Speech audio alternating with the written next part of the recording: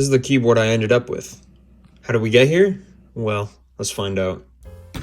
This is a Keychron K1 with foam in it. Yeah, it's slightly modded, but we're gonna mod it even more. You see, I was really actually thinking about getting a NuPhy keyboard, but they don't have an 80%. They just don't. Well, they do, but not low profile. They don't have an Air 80 or an Air TKL. We're gonna be putting these switches in that keyboard. How do I know it'll work? Oh, it'll work. I also want PBT keycaps for this keyboard. What I want to do is I want to just replace these ones till here until we get to the stabilizers that are first party, and replace these ones as well. I got the white resin ones here for this, and under here we'll have pink, and I'll also get those little rubber gasket things to put on the keys here. Keycap rings. So I put them on these three, but not this one, so no ring. Ring. But for today, we'll add a few more keycaps, and we'll do some spacebar mods. Turn off the keyboard.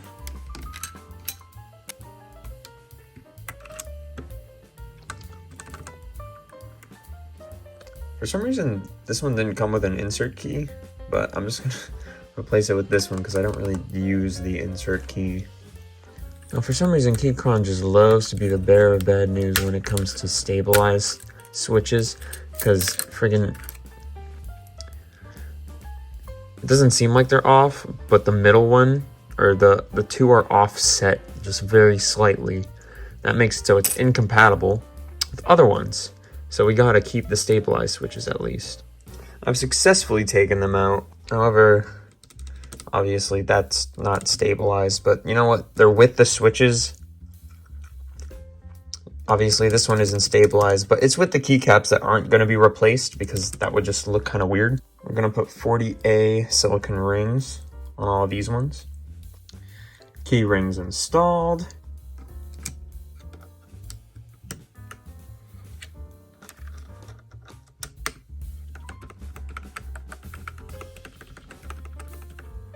These are completely unlubed switches too. Lubed switches are coming in the mail. And just before anything else gets here or we do any other mods, let's do a typing test so that we remember what it sounds like before I mod any of the main keys.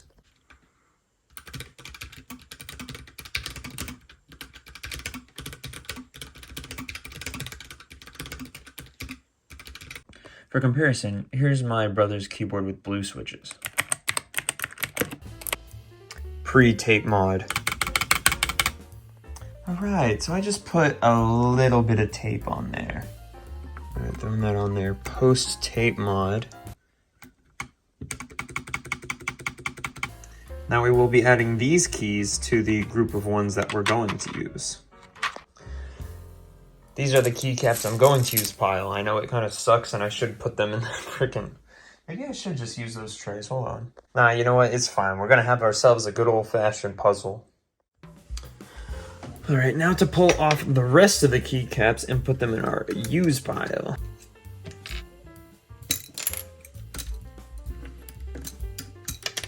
Now, according to the internet, storing your switches in a plastic bag is probably not a good idea.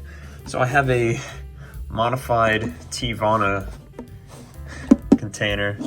Also, this is the moment I have to go to class, so I don't want dust to get under the switches. So I'm just gonna leave them for now. Man, I should probably leave for class, but they just arrived. All right. Ready? These are pre-lubed sound test. Ooh.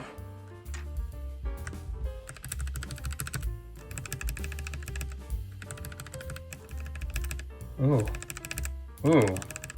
It's still quiet while giving a satisfying click. And it's got a much more like wet feel to it. I don't know how to describe it.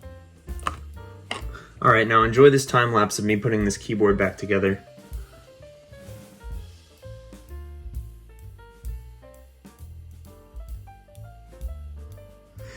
Whew! Here it is naked. Only broke like 2 of them. Man, this key switch puller is terrible.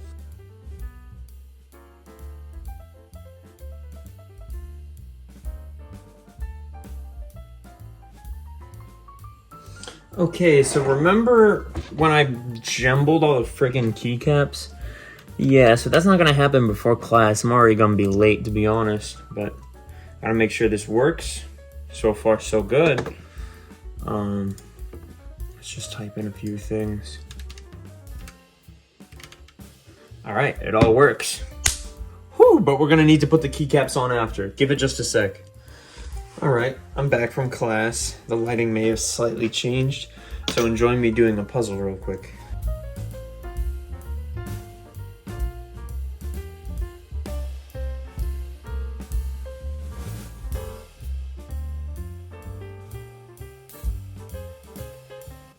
Now, let's see, does it look better with the number row like that, or does it look better with the number row like this?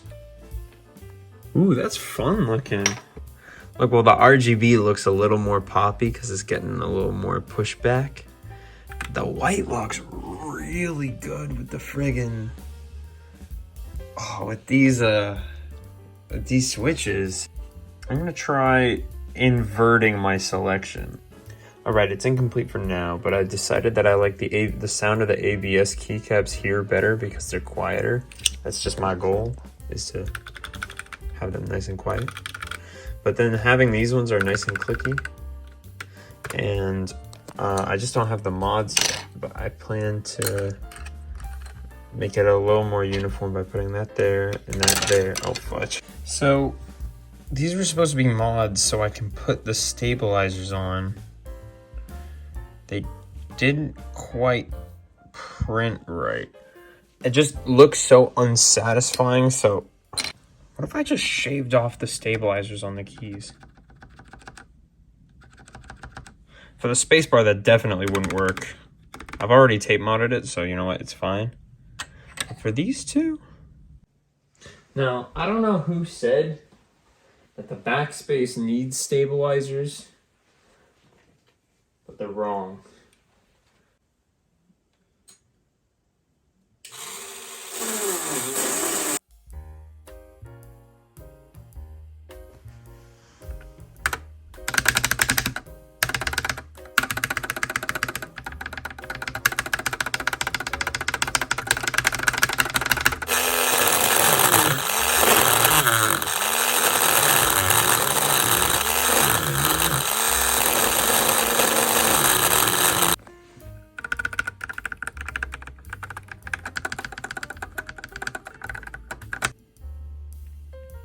Nobody will suspect a thing. Well, I was gonna do that for the other two, but no way am I doing that for the space bar, and I am too lazy. Haha, yanking your chain. Also added the enter key. Here it is. It's basically done. My first custom keyboard, which is a low profile keyboard. It's also wireless if you need it to be, or wired. There's still one more thing coming though, so give it just a sec. Okay, so for comparison, I have the two switches here. This one is the Gateron 1.0 low profile red switch. This one is the Gateron X NuPhy Daisy switch. And as you can see, the Daisy switch is definitely taller. This one is shorter, it's about 2/3 the height. This one is actually going to let more light through, as you can see on the keyboard. It's like slightly more transparent, even if it isn't. I'm not exactly sure, but it seems like it's letting more light through. Unless you're looking for something super clacky, overall I totally recommend this, the Daisy switches. And here, a very long time later, we got an order from 3D Keycap, and this is the final part of look at that. These are custom resin arrow keys.